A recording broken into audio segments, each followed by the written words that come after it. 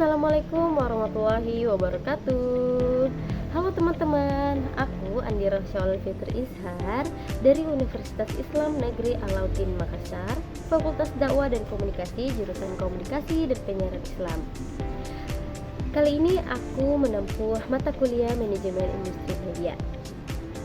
Nah, saat ini aku akan membahas tentang struktur organisasi media, mulai dari pengertian struktur organisasi, pengertian media, hingga unsur-unsur serta contoh struktur organisasi media. Yuk, kita sama-sama simak videonya. Pertama-tama, apa sih struktur organisasi itu?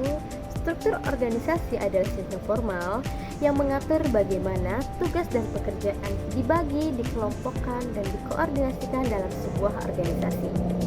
Struktur ini menjadi kerangka kerja yang menghubungkan tugas individu dan kelompok melalui rantai komando, rentang kendali, dan aturan yang jelas.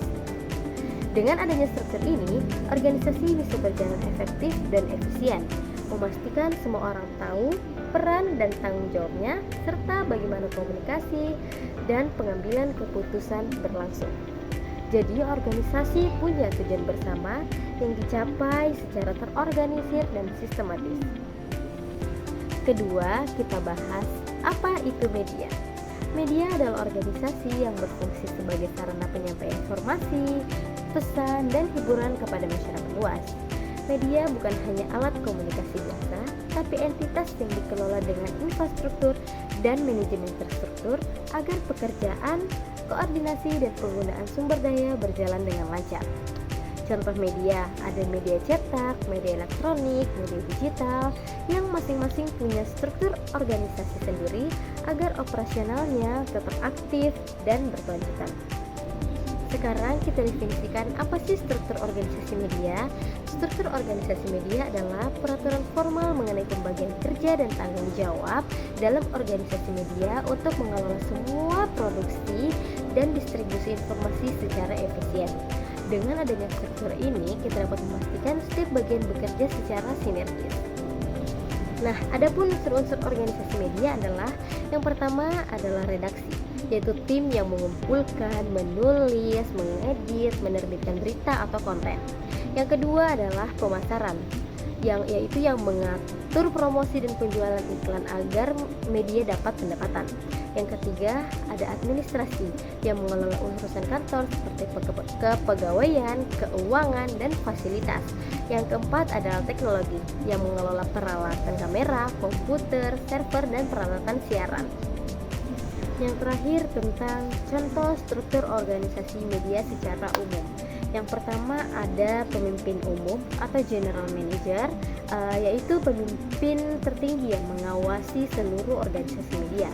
Yang kedua ada pemimpin redaksi, yaitu yang bertanggung jawab atas semua kegiatan redaksi dan isi berita. Yang ketiga ada redaktur pelaksana, yaitu koordinator redaksi yang melaksanakan kebijakan dari pemimpin redaksi. Yang keempat adalah redaktur, mengelola konten berita khusus seperti redaktur opini, redaktur berita daerah, olahraga, dan lain-lain. Yang kelima ada reporter atau fotografer, yaitu yang mengumpulkan dan meliput berita serta dokumentasi. Yang keenam ada proofreader atau korektor, yaitu memastikan naskah bebas dari kesalahan bahasa dan fakta. Yang ketujuh ada manajer pemasaran atau manajer usaha yang mengurus promosi serta penjualan iklan untuk pendapatan media. Yang kesembilan dan yang terakhir adalah manajer teknologi yang bertugas menjaga alat dan sistem media, terutama di media elektronik. Nah, itu saja yang saya bahas untuk video kali ini tentang struktur organisasi media untuk membuat tugas mata kuliah Manajemen Industri Media. Terima kasih sudah menyimak, sampai jumpa teman-teman.